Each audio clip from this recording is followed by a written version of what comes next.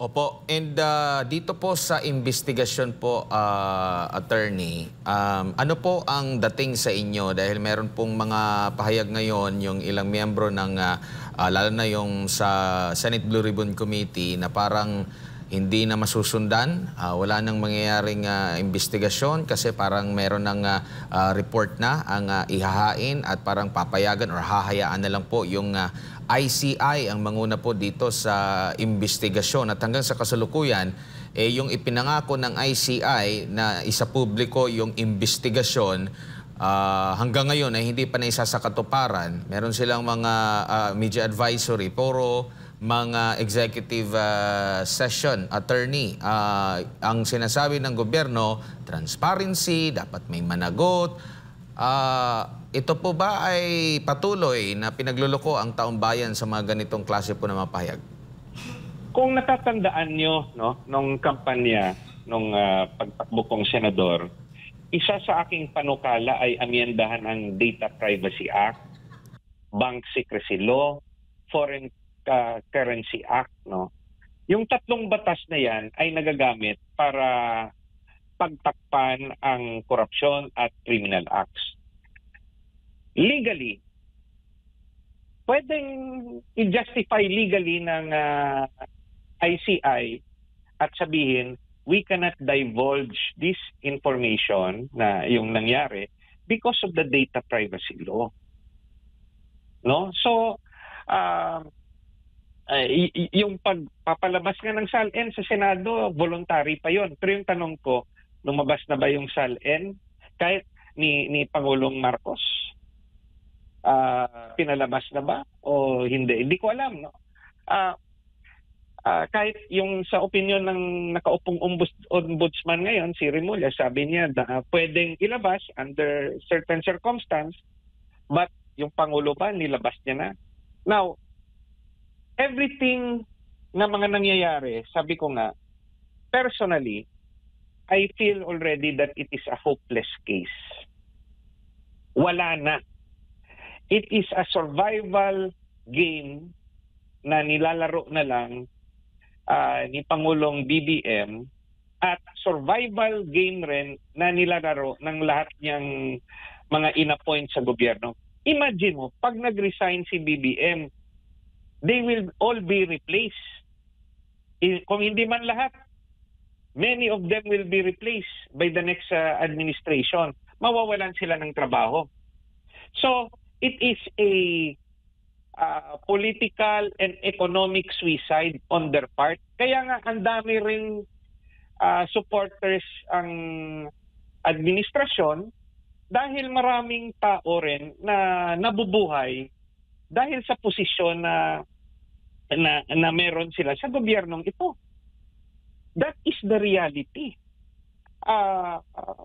That's why kahit baluktot na yung argumento na kahit may akusasyong ganyan kay PBBM, for as long na hindi mag-resign si VP Sara, yung okay na nandyan lang si PBBM. Baluktot na yung mga rason nila. Meron pang isang personality nagsabi na dapat, no, both should resign, no? If not, hayaan na lang natin si PBBM dyan sa pwesto kasi ang paborito niya raw na kandidato tatakbo sa 2028 pa. So they would rather sacrifice the present because they're already thinking of the future of 2028. Dahil nga takot na takot sila na maging presidente si VP Sara. Siya ngayon, kasalanan ba ni VP Sara? Siya yung constitutional successor. Takot na takot sila kasi pag naging presidente si VP Sara, together with the government resources, talagang leading candidate na siya by 2028 presidential election. So, saka, yung isa pang importante, magkakaroon na, no, naniniwala ako, magkakaroon na ng reforma sa COMELEC natin pagbago na yung pag nag-upo si VP Sara before the 2028 election kung mag-resign si Pangulong Marcos kasi we need to ensure that the 2028 elections must be fair. And dapat yung pagbilang hindi iasa sa vote counting machine. Dapat ako'y naniniwala, manual counting at the precinct level. Without a credible and fair election, nakakatakot ang 2028 election.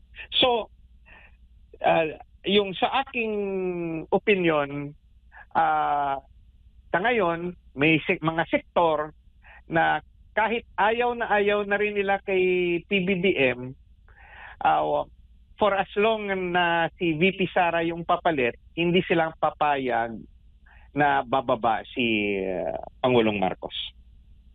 Opo, itong napag-uusapan na natin ngayon, attorney, ay patungkol pa sa mga kontrobersya, problema na mga namumuno ngayon. Hindi na ito, kumbaga parang yung pinaka-welfare din ng taong bayan ay hindi na po napag-uusapan. Kaya nga po, ang aming pong poll question ngayon sa ating mga kababayan, kung nagiging matatag pa ba ang kasalukuyang gobyerno para gampanan yung kanyang tungkulin sa pagtutok sa pagtugon ng mga pangangailangan ng bansa ngayon, lalo na nandyan pa rin yung problema sa healthcare, sa ating kalamidad. Yun, meron pong bagyo dyan po sa Visayas, sa Palawan, sa inyo po, dyan po sa Negros Island region po. Hindi na ito napag-usapan, itong issue ngayon. Kumbaga, though malaking issue pa rin ito, pero yung immediate na pangangailangan ng ating mga kababayan, na parang naisasantabi na. At ang ekonomiya rin natin ngayon, marami na nagsasabi na wala na pong nahihimok, bad shot na tayo, pangit na yung imahe natin sa international community dahil nga po dito sa mga mabibigat na issue na ito, attorney. Sa tingin nyo po, hindi na matatag or matatag pa? May pamamaraan pa para maipagsabay itong pagharap ng kontrobersya sa korupsyon at pagbibigay ng serbisyo sa publiko sa kasalukuyan, attorney?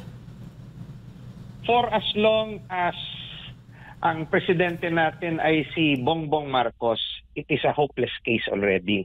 Inaabangan na lang natin yung 2028 election. It's really a hopeless case for me. Alright. Attorney, siguro huling mensahe po ninyo at maalala muli sa ating mga kababayan nanunood po sa mga oras na ito. Mga kababayan ko, maging matatag tayo kasi napakahirap yung hinaharap nating sitwasyon sa bansa natin. No? Dito sa Bacolod, kita ko, nabaha na rin yung syudad ko. Dati hindi ganito kalala ang baha. Pero ngayon, baha na rin. No? So, ang daming apektado. At wala akong makitang, sa totoo lang wala akong makitang pinakasolusyon dito kundi mag-sakripisyo, mag-ultimate sacrifice ang ating Pangulo at bumaba sa pwesto. No? Pero logically, napakabigat yung hinihingi natin dahil takot na takot rin yung tao na makasuhan at ilagay sa karsel. At yung mga supporters niya, na lalo na yung mga nagtatrabaho sa gobyerno, takot na takot rin na mawala ang kanilang presidente dahil mawawalan rin sila ng trabaho. So, yung sa aking palagay, yung pinakasolusyon para mabago lahat ng ito, ultimate sacrifice ni Pangulong BBM. He started his administration full of hope, no? Kasama tayo, no? Unity team. We were really hopeful and we wished him well na mag-succeed siya at mabawi yung masamang naging pangalan ng Marcos, no, sa maraming tao. Sinuportahan siya ng pamilyang Duterte, sinuportahan siya ng mga supporters ng mga Duterte, ng mga DDS. Pero tignan niyo yung mga nangyari ngayon. Yung mga DDS kalaban niya na dati kasama niya nung kampanya.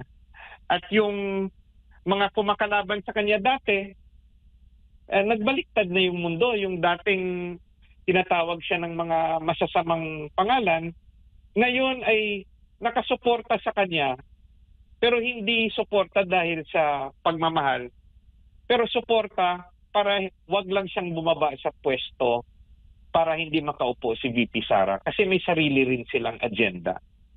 Kaya yung sa akin, it is a daily struggle for us. At kung padaanin natin sa demokrasya at sa konstitusyon, we have to prepare for the 2028 election dahil hindi naman tayo pwedeng manawagan outside the democratic process. But I hope na individually we take care of ourselves and our family na ma-survive natin ito hanggang sa susunod na administrasyon. Mabuhay pong Pilipinas. Thank you, Attorney, at mabuhay rin po kayo.